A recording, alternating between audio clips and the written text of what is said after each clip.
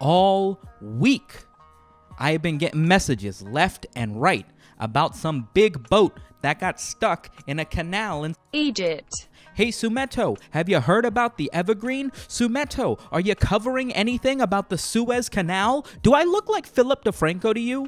Do I look like I'm gonna do a video about any random thing that happens on the internet? I don't care how much Rule 34 there is. You guys gotta stop worrying so much about boats getting stuck in canals and worry a little bit more about getting stuck in some bitches.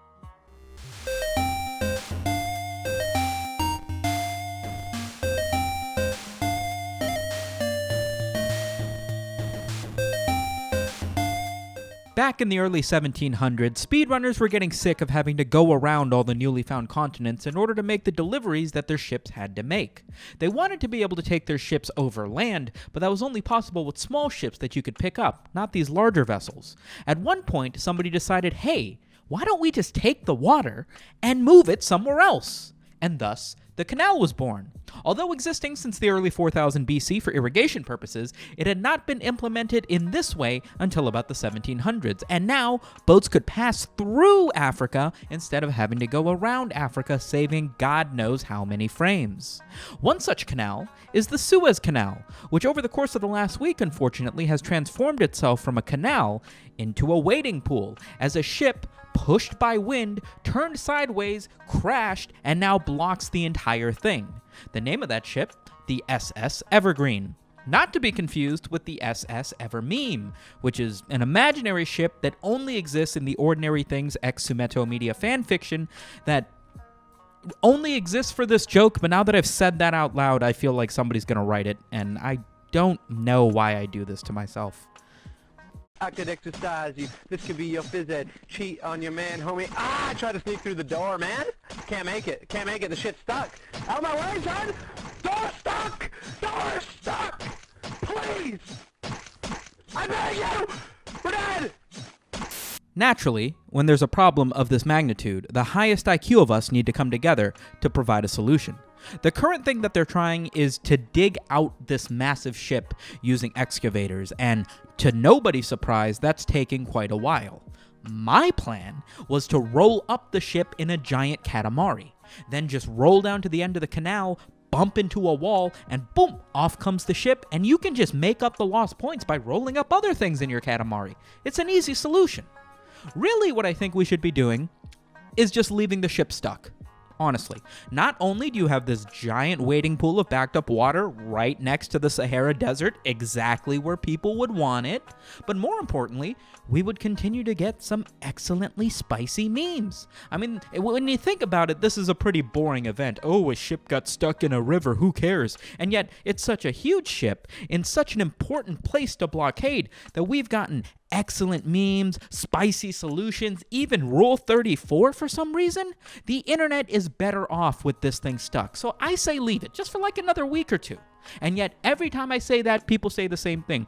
But Samed, it's blocking one of the most important trading routes in the world. Don't you understand this is going to destroy the world's economy? And to that, I have one thing to say.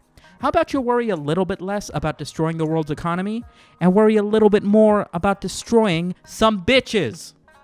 Earlier this week, the internet's favorite gay cowboy, Lil Nas X, released the music video for Call Me By Your Name, which embraces his homosexuality in a much less subtle way than the cover art for Panini. I'm not joking. It literally starts with him in the Garden of Eden and ends with him riding a stripper pole down to the pits of hell and then dry humping Satan. Naturally, with Lil Nas X reacting to every hate comment that he's gotten on his TikTok, Christians have been a little bit vocal about the imagery that they see in this music video. Not to be outdone, Caitlin Bennett, yes, that Caitlin Bennett, decided to respond to Lil Nas X's music video by saying that he still has her blocked, at which point he responded, "No, I don't, shitty pants. I can still see your tweets." A few more tweets happened, and then Lil Nas X said that he would fuck Caitlin Bennett's dad.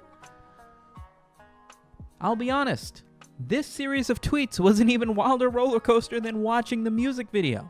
Hey Caitlin Bennett, instead of worrying about whether or not Lil Nas X is getting your tweets, how about you worry about getting some bitches?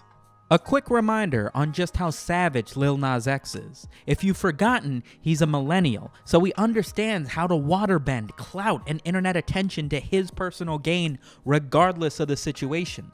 Alongside the satanic imagery that you'll find in the Montero music video, you'll also find it on his custom Air Max 97s that have a satanic theme through the shoebox and the shoes themselves. Not only do they have a red and black theme to the shoe, but they also have a real drop of human blood mixed into the red ink that you'll find along the sides of the shoe.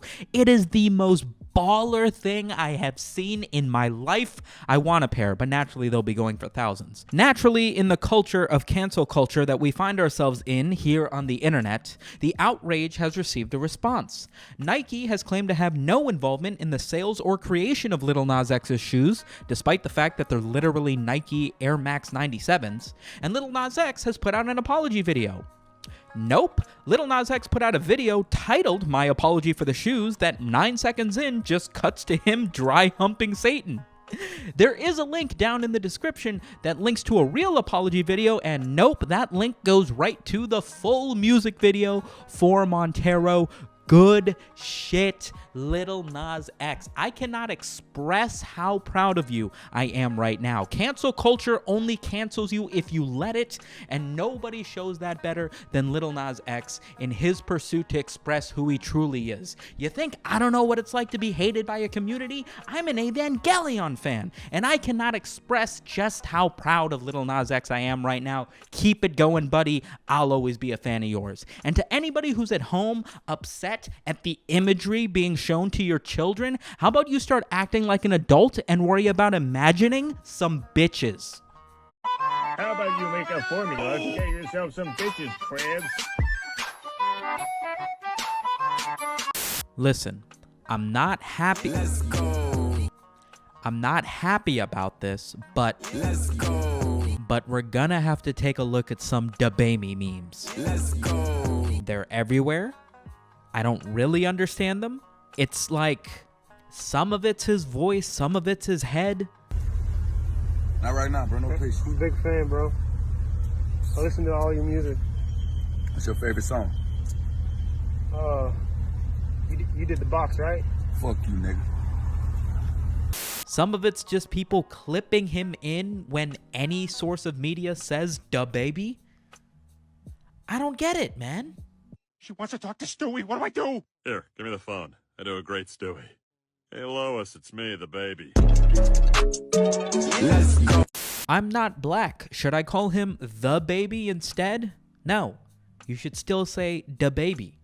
Unless you want to be da racist. Intensive. I'll bet they won't have... Wow, they have it. DaBaby. Let's go. Oh, sweet. Someone gifted me Discord Nitro. Let's go. Let's go. Do I think DaBaby memes are the spiciest memes to hit the internet? No, I don't. But an interesting phenomenon that I think you have to take a look at is actually the sort of cultural reset that happened with the popularity of Among Us.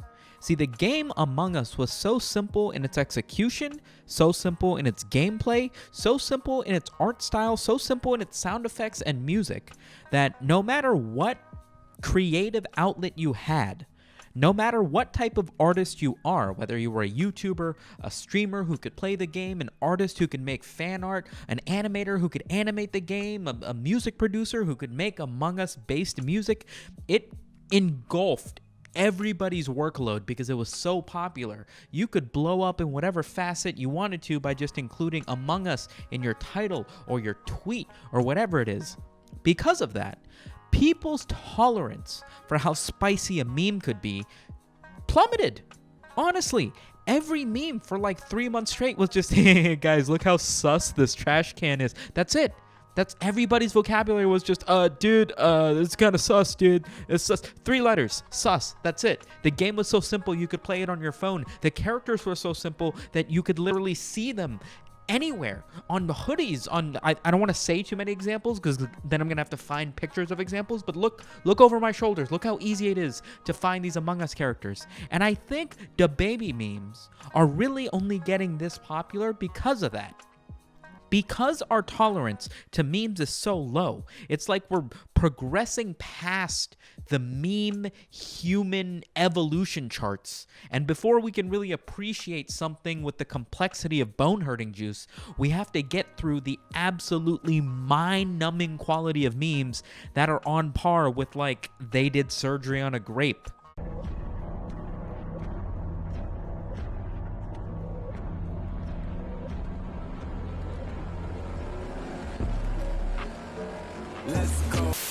There has been a very obviously photoshopped picture of an old Discord message from Dream, the Minecraft YouTuber, saying the N-word.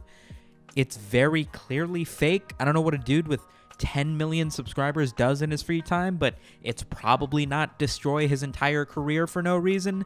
But with the sheer amount of fans that Dream has, no matter what sort of news bubbles up around him, whether it's real or fake, it's just going to tend to trend because there's that many people who want to talk about Dream. And let me be clear, if you're spending all day thinking about Dream, maybe you should go dream of some bitches. Thank you for making it to the end of yet another one of my videos. If you enjoyed it, remember to like and subscribe so you don't miss them coming out every week. I stream on Twitch. I tweet on Twitter. I think I have an Instagram, Patreon down below if you're a really rich boy. And I'll catch you guys in next week's episode. Remember to spieß some bitches.